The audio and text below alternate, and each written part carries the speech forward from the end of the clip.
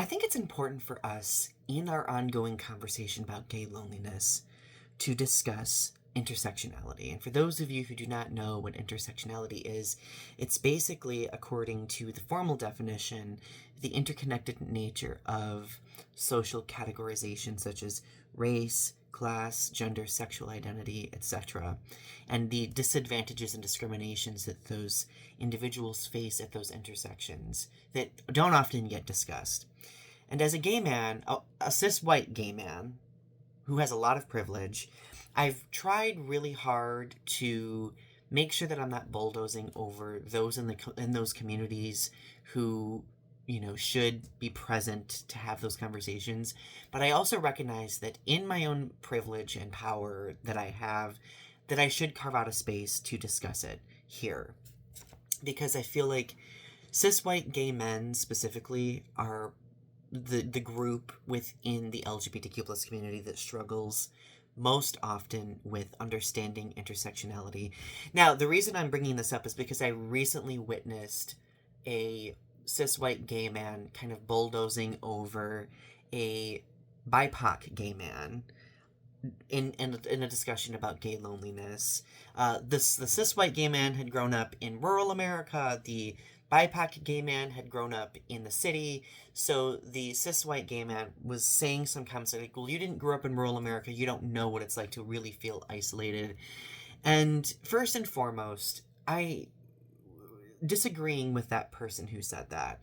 I firmly believe that we are never in any place where we should invalidate someone else's experiences or tell them that their level of isolation, that it doesn't matter, essentially.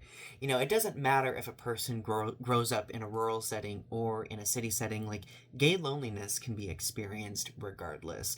I think there are some things that might be unique to the rural setting that might impact people, but it's not to say that every setting can't have gay men or LGBTQ plus people in general who experience this level of loneliness and isolation.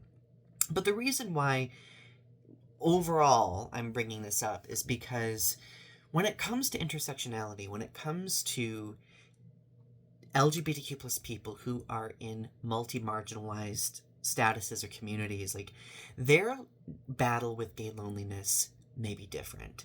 Now, I'm going to say all of our battles with gay loneliness are very much unique to who we are, our histories, where we're from.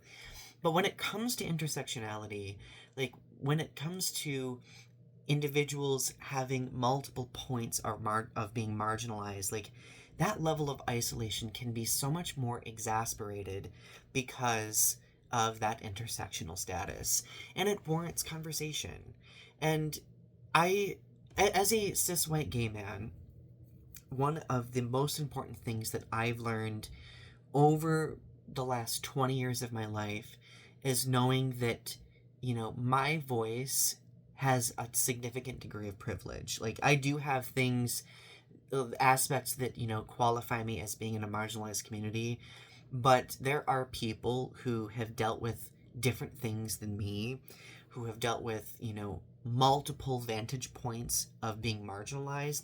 And I think that it's important in those situations to, make sure that those people have a chair at the conversation, a chair at the table, because these are the communities who are often minimized the most, erased, discriminated against the most.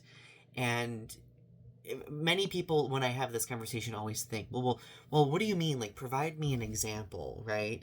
I mean, we can see gay men, notably cis white gay men, discriminating against other marginalized communities, especially if you look at dating apps like Grindr. Like, there will be gay men who flat out say some incredibly racist things about who they're attracted to versus who they aren't attracted to.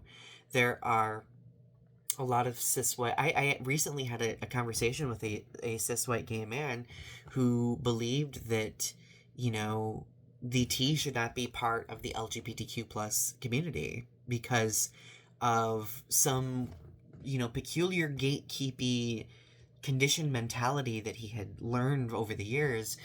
And at the end of the day, I think we need to remind ourselves that while we do experience our own unique history of gay loneliness and discrimination in general, we have no right to bulldoze over other people's experiences, especially if they are in, multi-marginalized communities, especially when they are being impacted by, um, the discrimination and erasure and minimization that happens at those intersections.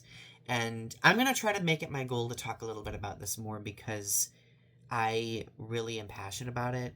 I just hope that I do it justice, because being that I am privileged, it is outside of my realm of experience. So, but anyway, share your thoughts in the comment section below.